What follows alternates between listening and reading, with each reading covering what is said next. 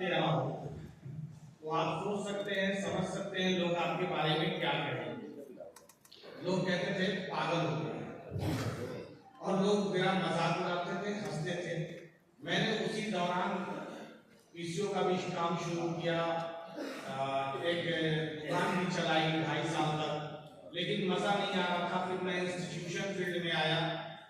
तकरीबन 4-5 साल तक मैं एक इंस्टीट्यूट भी चलाया, लेकिन 12 लाख रुपए के लॉस में गया।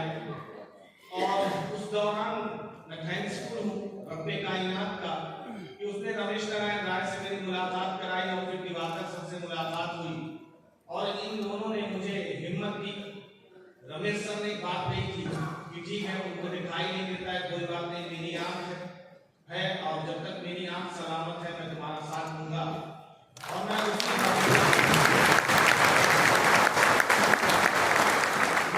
भरोसे पे डायरेक्ट सेलिंग इंडस्ट्री में कदम रखा। डायरेक्ट सेलिंग को लेकर के मेरी जो सोच थी वो बहुत निगेटिव थी। मुझे लगता था ये सब टोपी पहनाने वाला काम है, बेवकूफ बनाने वाला काम है, ये सब फालतू काम है, इससे किसी की जिंदगी बनती उठती नहीं।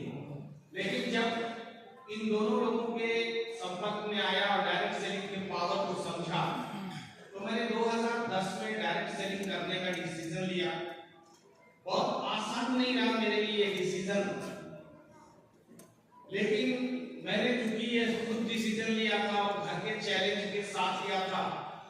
मैं अक्सर अपनी स्टोरी में भी ये बात बता चुका हूँ कि मेरे घर वालों ने मुझसे कहा था ये काम मत करो और मैंने उनसे 365 दिन का वक्त ले करके इस काम को शुरू किया था। शुरुआत बहुत चैलेंजिया रहा। मैं गड्ढे में गिरा, मोटरसाइकिल से लड़ा, ट्रक से लड़ गया, 6 फीट गहरे सीवर में गिर गया, लेकिन मैंने कभी हिम्मत नहीं हारी, काम नहीं छोड़ा। लगातार इस काम को करता गया और नतीजा ये हुआ कि 365 दिन की जो मेरी इनकम थी वहां पे, जो पिछला एसोसिएशन मेरा था, वो 50,000 रुपए महीने की आमदनी पे मैं पहुंच गया। कहना बहुत आसान है, लेकिन उस दर्द को कितना हमने झेला था वो मैं ही जानता था। लेकिन चूंकि सपने मेरे थे, डिसीजन मेरा था, तो उस डिसीजन को अप्रूव करना भी मेरी ही जिम्मेदारी थी, किसी और की जिम्मेदारी नहीं। मैं थैंक्सफुल हूँ अपनी उन तमाम टीम के लोगों का जिन्होंने मुझ जैसे इंसान पे भरोसा किया, मेरे ऊपर विश्वास किया। अगर उनका साथ नहीं होता और मेरे अपलाइनों की रहबरी नहीं होती और रब्बे कायनात की रहमत मेरे ऊपर नहीं होती तो शायद मैं आज इस मुकाम पे नहीं पहुंचता।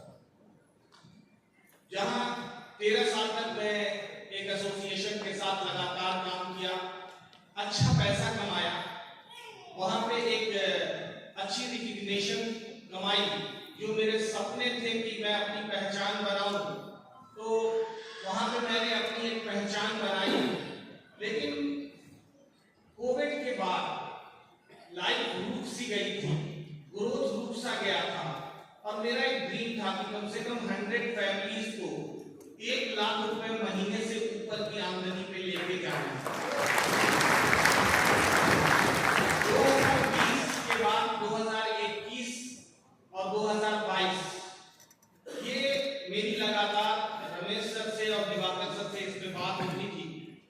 तो एक दिन की बात है कि सर ने मुझसे कहा कि यार क्या होगा। मैंने कहा भाई तो मैं नहीं समझ पा रहा हूँ, जब मेरी ही आमदनी लगातार अप डाउन कर रही है तो ये जो मेरे ड्रीम्स हैं 100 फैमिलीज वाली, ये ड्रीम मैं पूरी कैसे कर पाऊंगा।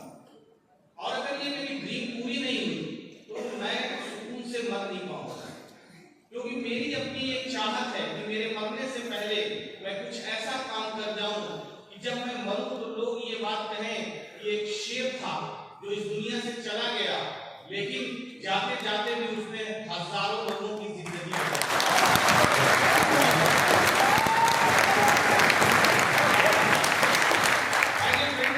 मैंने इसी सोच के साथ अपने काम को फिर से जीरो से शुरू किया। जब सर ने ये बताया कि ऐसे किया जा सकता है और यहाँ ये ड्रीम पूरी की जा सकती है, तो मैंने उस चीज को बहुत अच्छे से समझा। और जब मैंने डिसीजन लिया तो आप बिलीव कीजिए, मुझे कम से कम 50 लोगों ने फोन करके कहा पगला गए हैं। अच्छी खासी जिंदगी चल रही है और ये बेवकूफी मत करिए। लेकिन फिर भी मैंने डिसीजन लिया और 0 से शुरुआत किया। 15 में तकरीबन 10 दिन बाद की जो मेरी आमदनी थी वो 10,000 थी। 40वें दिन की जो आमदनी थी वो 50,000 थी। और आप यकीन कीजिए कि चौथे महीने की जो आमदनी थी वो 1,12,000।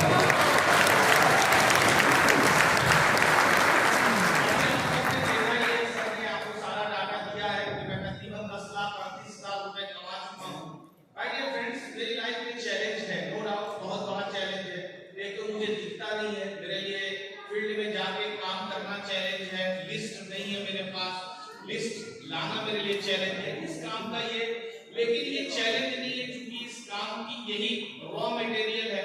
तो डिसीजन मैंने लिया था, इसलिए मुझे इस डिसीजन को प्रूव करना ही है। और ड्रीम मेरे हैं तो उस ड्रीम को पूरा करने की जिम्मेदारी भी मेरी खुद की है, क्योंकि बड़ी जिंदगी जीना मैं चाहता हूँ तो उसके लिए मेहनत भी मुझे करनी पड़ेगी। मैं थैंक्सफुल हूँ अपनी इंटायर टीम हैप्पी वॉरियर्स का, अपनी मेंटर्स का, रमेश सर का, और अपनी तमाम उन डाउनलाइंस और लव लाइंस का, अपने तमाम एसोसिएशन का जो मुझ पे बिलीव करते हैं, जो मुझसे प्यार करते हैं। Thank you so very much.